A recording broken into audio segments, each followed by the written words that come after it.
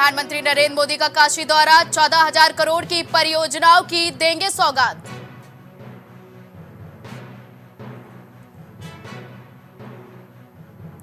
Rajasthan CM Bhajanlal Sharma का सीतापुर दौरा, नैमिष में दर्शन पूजन के बाद लोकसभा चुनाव को लेकर करेंगे बैठक।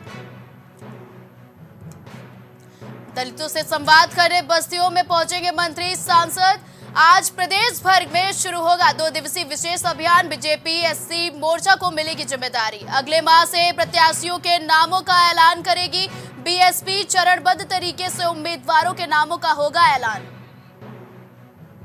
अंबेडकर नगर में बदमाशों के हौसले बुलंद, परिजनों के साथ थाने में घर लौट रही किशोरी का अपहरण किया।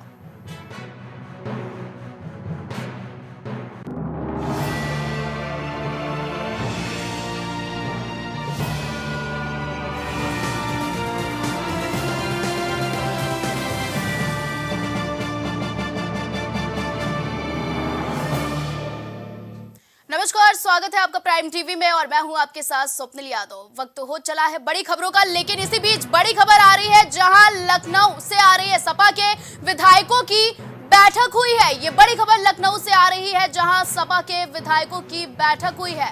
कल सपा दफ्तर सभी विधायक बुलाए गए थे। अखिलेश यादव ने सभी विधायकों के साथ बैठक की है। राज्यसभा चुनाव के मद्देनजर रखते हुए ये बड़ी बैठक हुई है, जहां सभी विधायकों को इस बैठक में बुलाया गया। 24 फरवरी को सपा दफ्तर विधायक बुलाए गए। आपको बता दें 24 फरवरी को सपा बैठक में विधायक बुलाए गए हैं। वहीं राज्यसभा चुनाव को लेकर सपा एक्टिव मोड में है। ये बड़ी खबर लखनऊ से आ रही है जहां सपा के विधायकों को बैठक के लिए बुलाया गया है। कल सपा दफ्तर सभी विधायक बुलाए जाएंगे। राज्यसभा चुनाव के मद्देनजर रखते हुए ये बड़ी बैठक होने वाली है। चुनाव का सिलसिला जारी है, ऐसे में सपा भी एक्टिव मोड में है। 24 फरवरी को सपा दफ्तर में सभी विधायक बुलाए जाएंगे। ज्यादा जानकारी के लिए हमारे साथ हमारे सहयोगी अभिनव सिंह हमसे जुड़ चुके हैं। अभिनव, ये बड़ी बैठक बुलाई जा रही है सपा की, क्या जानकारी है और क्या कुछ खास होने वाला है इस बैठक में? जी बिल्कुल, देखिए समाजवादी पार्टी ने अपने सभी विधायकों को कल यानी कि 24 फरवरी को पार्टी कार्यालय पर बुलाया है। ऐसी खबरें सामने आ रही हैं कि इस दौरान राज्यसभा चुनाव को लेकर बातचीत की जाएगी विधायकों से और उनको दिशा निर्देश दिए जाएंगे कि किस प्रकार उनको मतदान करना है। आपको बता दें कि इस दौरान जो भी विधायक लखनऊ पार्टी कार्यालय पहुंचेंगे उनके रुकने की व्यवस्था पार्टी आलाकमान की तरफ से कराई जा रही है। ऐसी खबरें सामने आ रही हैं। आपको जानकारी है कि समाजवादी पार्टी ने अपने 3 प्रत्याशी उतारे, जबकि बीजेपी ने 8वां प्रत्याशी उतार दिया संजय सेठ के रूप में, जिसके बाद से चुनाव होना तय हो चुका है। इसी को लेकर समाजवादी पार्टी विधायकों के साथ होने वाली इस बैठक में आगे की रणनीति बनाएगी। जी, अगर अभिनव बात की जाए कि इस बैठक में कौन कौन से सपा के दिग्गज नेता शामिल होंगे? जी बिल्कुल, देखिए इसमें समाजवादी पार्टी के कई सीनियर लीडर शामिल हो सकते हैं। उनके नेता शिवपाल यादव, अखिलेश यादव शामिल हो सकते हैं। और विधायकों की बात करें तो कहीं ना कहीं मनोज पांडे, अतुल प्रधान और रविदास मल्होत्रा जैसे जितने भी बड़े नाम हैं और जितने भी विधायक हैं, सभी विधायकों का इस बैठक में पहुंचना तय माना जा रहा है। ठीक है अभिनव, क्या राज्यसभा के चुनाव के लिए इस बैठक में कोई रोड मैप भी तैयार करेगी समाजवादी पार्टी? जी बिल्कुल, देखिए राज्यसभा में जिस प्रकार से बीजेपी ने अपना 8वां प्रत्याशी उतार दिया है, उसके बाद से लगातार समाजवादी पार्टी की टेंशन बढ़ गई है और समाजवादी पार्टी अब किसी भी स्थिति में अपने तीसरे प्रत्याशी को जिताने के लिए हर प्रकार से मेहनत करना चाहती है। इसीलिए वह यह बैठक बुला रही है, विधायकों से अपनी बात करेगी, विधायकों को मतदान करना है, इसके लिए आगे लगातार रणनीति बना रही है। ठीक है, ज्यादा जानकारी हमारे दर्शकों तक पहुँचाने के लिए अभिनव बहुत बहुत धन्यवाद। काशी और प्रदेश की जनता को 13,202 करोड़ रुपए की से ज्यादा की विकास परियोजनाओं की सौगात देने के लिए बीते कल वाराणसी पीएम मोदी पहुंच चुके हैं। बाबतपुर एयरपोर्ट पर मुख्यमंत्री योगी आदित्यनाथ ने प्रधानमंत्री की अगवानी की और फिर पीएम सड़क मार्ग से बेरका गेस्ट हाउस तक पहुंचे और एयरपोर्ट से बेरका गेस्ट हाउस के बीच करीब 27 किलोमीटर तक 6 जगहों पर पीएम मोदी का जोरदार स्वागत किया गया। पूरा नजारा रोड शो जैसा रहा है। वाराणसी से सांसद और देश के पीएम नरेंद्र मोदी का 43वां दौरा है और काफी खासा उत्साह है यहाँ पे लोगों के अंदर।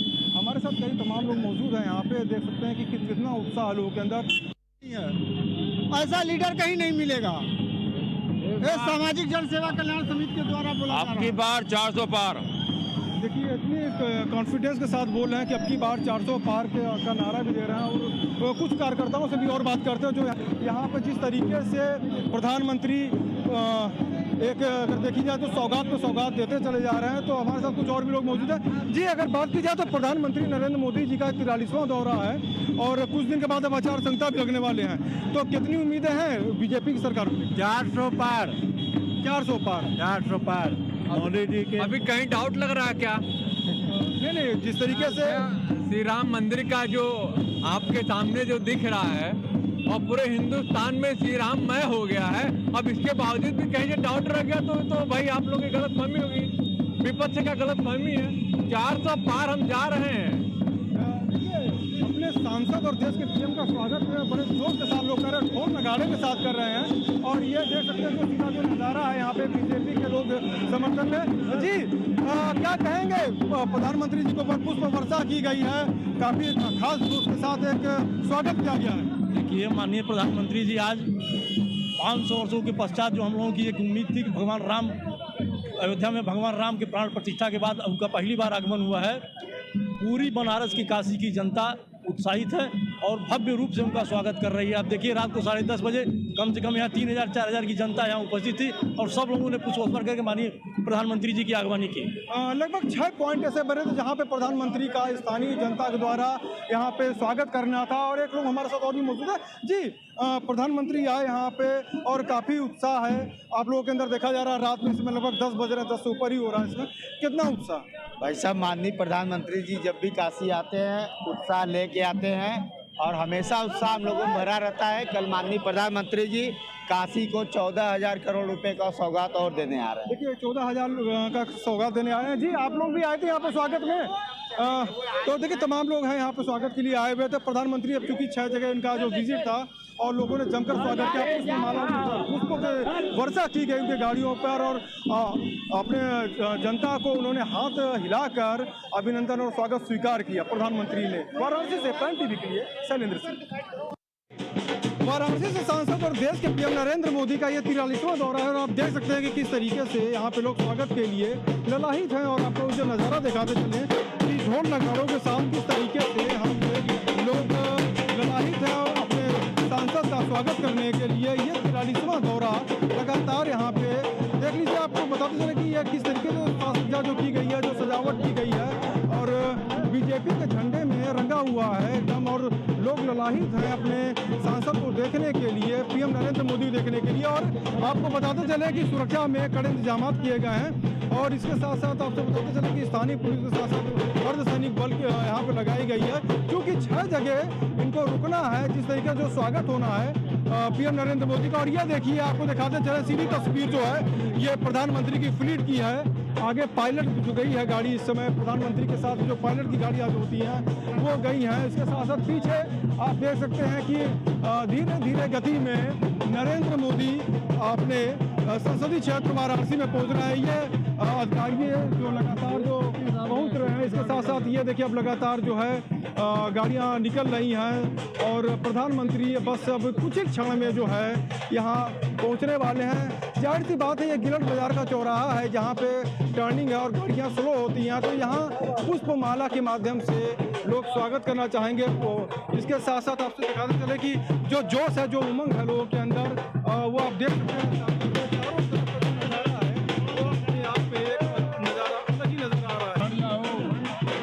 देख सकते हैं कि प्रधानमंत्री यहाँ पे पहुँच चुके हैं। इसके साथ साथ एसपीजी की सुरक्षा के साथ कड़ी सुरक्षा के साथ देखिए प्रधानमंत्री का काफिला पहुँच चुका है और हर हर महादेव के नारों के साथ गूंज चुका है यहाँ। और प्रधानमंत्री के स्वागत के लिए देख लीजिए किस तरीके से पुष्प जो हाथों में लिए हुए हैं लोग फेंकने के लिए कि किस तरीके से पुष्प की वर्षा की जाए यहाँ पे। और चूंकि गाड़ियाँ थोड़ी दूर हैं तो ये देखिए गाड़ी एकदम स्लो हो चुकी है प्रधानमंत्री की। और वाराणसी को पीएम मोदी की सौगात, NH 233 का करेंगे लोकार्पण, नए मेडिकल कॉलेज की आधारशिला भी रखेंगे, 1400 करोड़ की परियोजनाओं में संत रविदास संग्रहालय की आधारशिला रखेंगे, कई प्रोजेक्ट्स का उद्घाटन और शिलान्यास भी इस दौरे में होगा। 13,000 करोड़ रुपए से अधिक की परियोजनाएं काशी को सौगात देंगे। NH 233 के 4 लेन का पीएम मोदी उद्घाटन करेंगे। नए मेडिकल कॉलेज की आधारशिला रखेंगे। ये वाराणसी को बड़ी सौगात है। संत रविदास संग्रहालय की आधारशिला रखेंगे। कई प्रोजेक्ट्स का उद्घाटन और शिलान्यास भी पीएम मोदी इस दौरे में करेंगे। 13,000 करोड़ रुपए से अधिक की परियोजनाओं की काशी को पीएम मोदी की ओर से सौगात दी जाएगी। ये वाराणसी को बड़ी सौगात पीएम मोदी की है। नए मेडिकल कॉलेज की आधारशिला रखेंगे। संत रविदास संग्रहालय की आधारशिला रखेंगे। कई प्रोजेक्ट्स का उद्घाटन और शिलान्यास भी पीएम मोदी वाराणसी दौरे में करेंगे।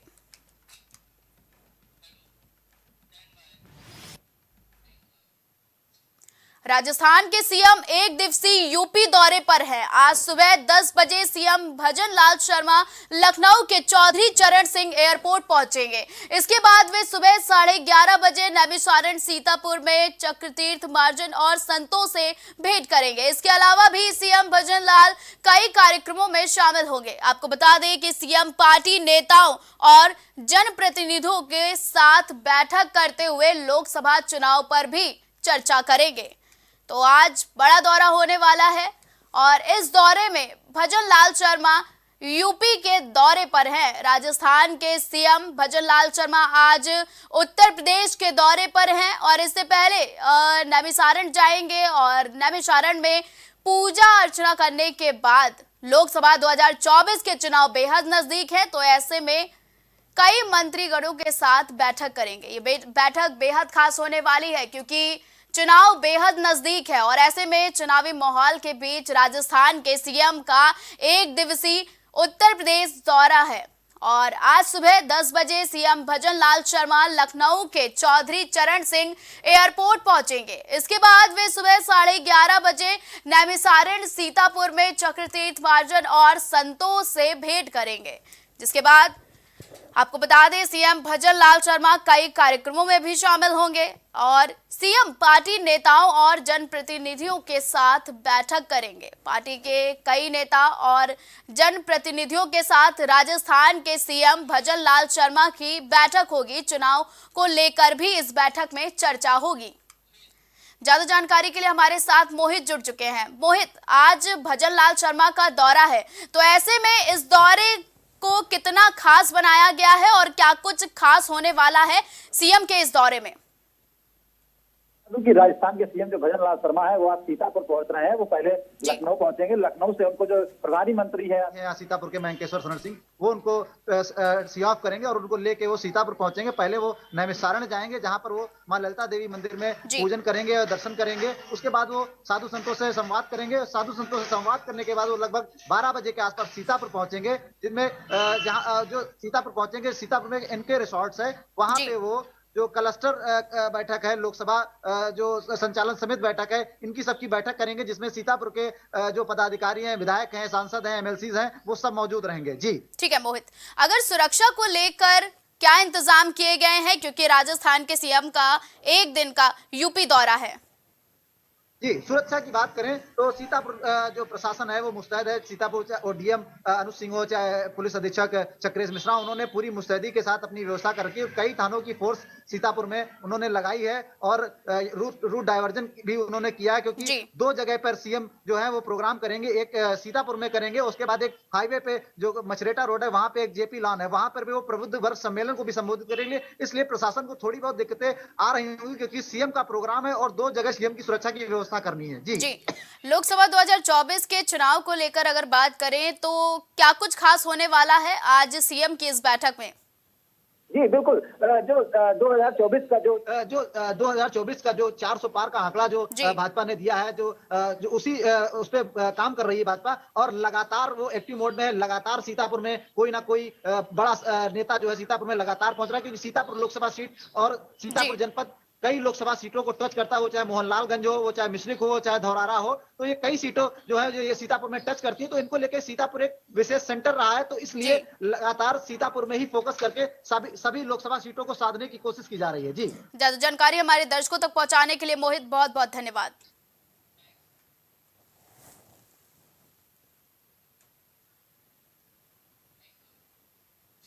लोकसभा चुनाव की तैयारियों में सभी पार्टियां जुटी हुई है। ऐसे में बयानों का सिलसिला भी लगातार जारी है। इसी के चलते सपा प्रत्याशी आर.के. चौधरी का बयान सामने आया है। प्राइम टीवी से बात करते हुए आर.के. चौधरी ने कहा कि पीडीए ही बीजेपी को हराएगा, जो पीडीए की बात करेगा वही दिल्ली में राज करेगा। तो ये बेहद अहम बयान सामने आया है सपा प्रत्याशी आर.के. चौधरी का। समाजवादी पार्टी लगातार चुनावी मोड में है और अब तक प्रत्याशियों की 3 सूची जारी कर चुकी है। समाजवादी पार्टी ने मोहनलालगंज से आर.के. चौधरी जी को प्रत्याशी बनाया है। हमारे साथ बातचीत करने के लिए मोहनलालगंज से सपा प्रत्याशी आर.के. चौधरी जी मौजूद हैं।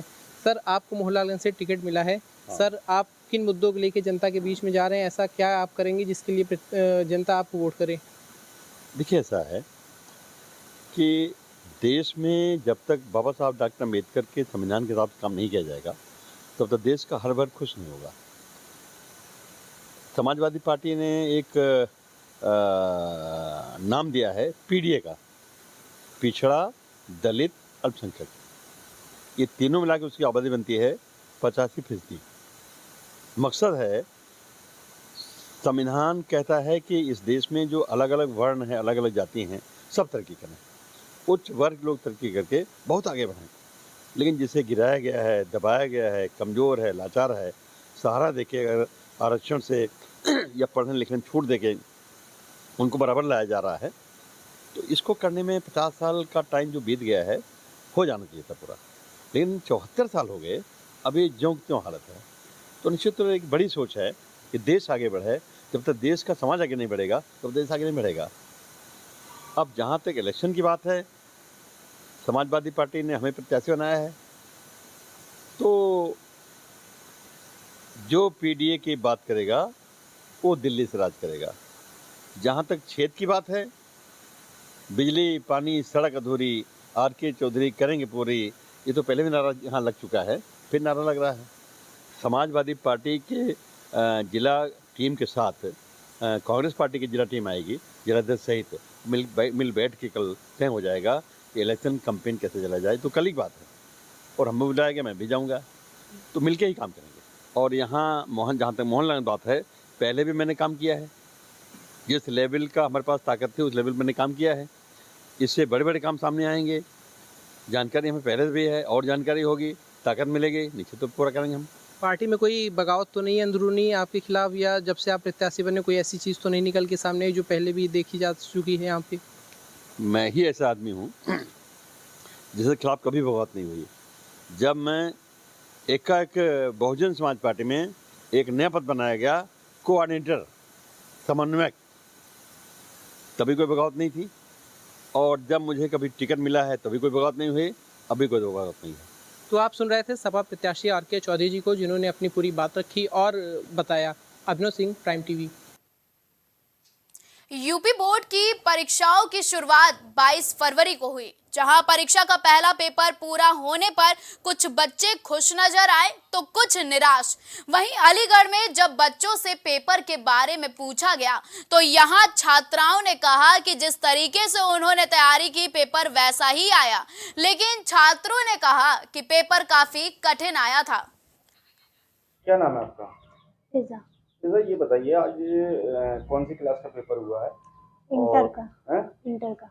इंटर का पेपर हुआ है, तो कैसा हुआ है पेपर? पेपर अच्छा हुआ है। कितने प्रश्न आए थे? इसमें 14 आए थे। तो किसी प्रश्न में हल करने में कोई परेशानी नहीं? क्या लगता है आपके इंटर के या हाई स्कूल के अभी छात्र जो है इस साल अच्छे नंबर लेके आएंगे, क्या लगता है? ले आएंगे अच्छे नंबर। प्रश्न में कोई भी परेशानी नहीं। आज पहला पेपर था, किस चीज का था पेपर? हिंदी। सही हुआ है पेपर? कौसाम्बी के भरवारी क्षेत्र में रेलवे विभाग को ग्रामीणों का विरोध देखने को मिला है। दरअसल रेलवे विभाग ट्रेन दुर्घटना को रोकने के लिए रेलवे लाइन के अगल बगल दीवार उठाने का काम कर रहे हैं, लेकिन जैसे ही दीवार उठाने का काम शुरू हुआ वैसे ही सैकड़ों की तादाद में पहुंचे ग्रामीणों ने दीवार उठाए जाने का विरोध किया। ग्रामीणों का कहना है कि अगर दीवार उठा दी जाएगी तो वो अपने खेत कैसे जाएंगे, क्योंकि उनके खेत रेलवे लाइन के उस पार हैं। ये कि ये पहली बात है, जो नाप करते हैं अपना ये नक्शा भी नहीं दिखाते और ये कहते हैं नाप करते हैं तो हम लोगों को कहते हैं कि आप 7 फुट आ रहा है तो पैसा दे दो, और हम जो है 100 फुट में कर देते हैं। जब हम पैसा नहीं देते तो हमारी फसल नाश करके और पूरा जो खेत बर्बाद कर देते हैं। कौन पैसे की डिमांड कर रहा है? मुंशी ठेकेदार यहाँ जो रहते हैं, मुंशी लोग करते हैं, जो कर्मचारी हैं। रास्ता बंद करे जाए सरकार, कहाँ चले जाए? मोदी कहले भगा दे, गाँव ले ले, खेत ले ले, सब ले ले। हाँ सही बोली ना, सही है, सही है, सही है। गाँव ले ले,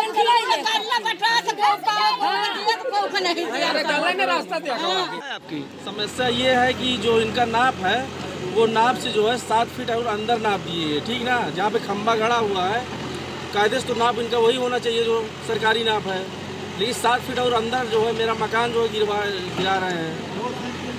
आप लोग इसकी शिकायत कहाँ करेंगे? शिकायत अभी कहीं नहीं किए हैं। एक दिन पाड़े जी आए थे तो कहीं नहीं, यहाँ तक सरकारी ज़मीन हमारी है जहाँ खंबा गड़ा है, तो हमने कहा ठीक है हम खाली कर देंगे, लेकिन ये जो ठेकेदार लोग आए हैं ये 7 फीट और अंदर नाप दिए।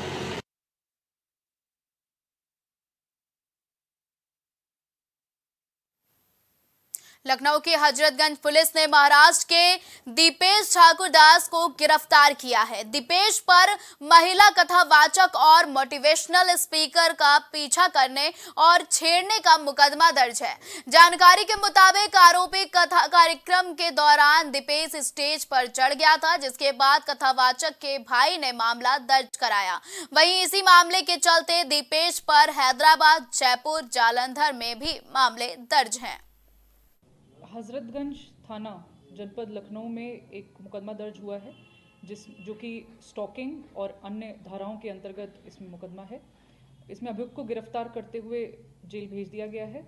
अग्रिम विधिक कार्रवाई जो है उसमें की जा रही है। अन्य कोई भी जानकारी सिक्योरिटी और प्राइवेसी के दृष्टिगत दिया जाना उचित नहीं है।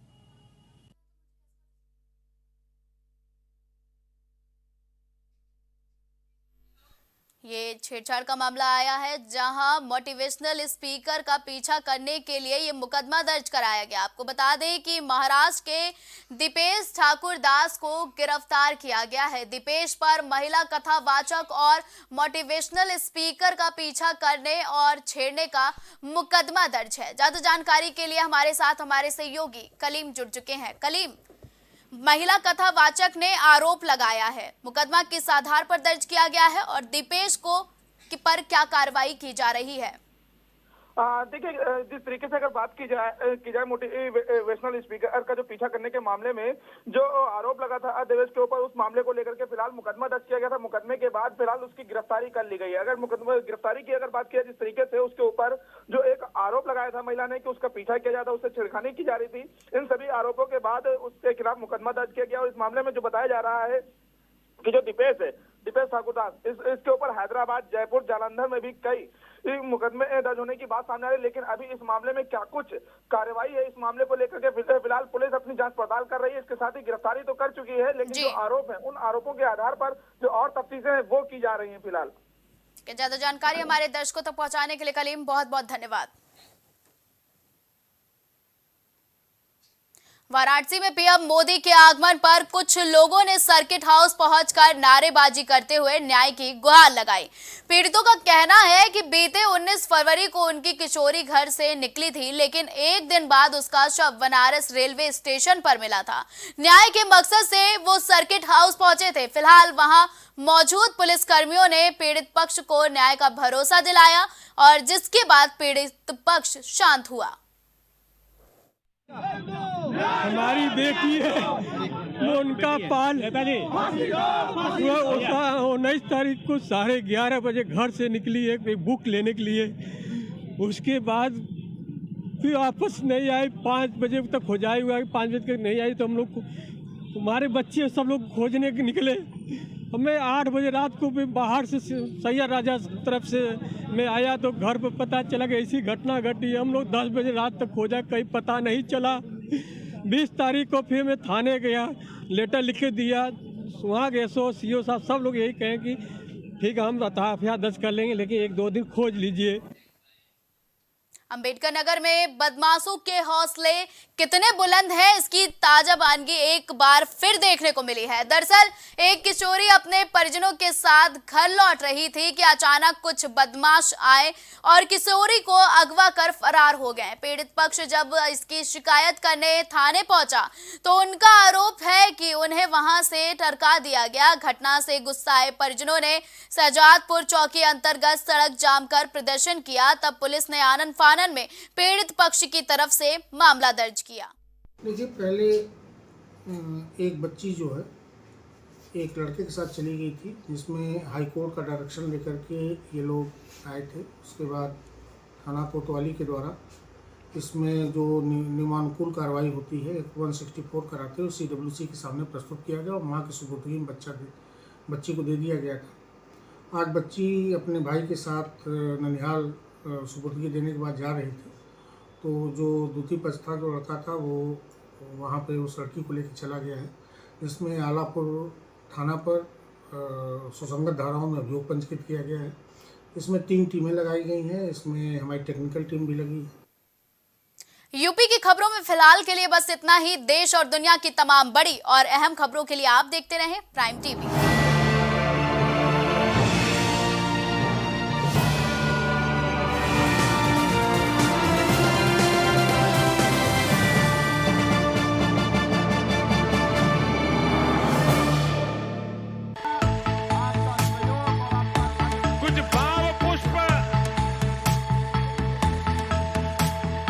आप देख रहे हैं प्राइम टीवी, सच साहस सरोकार।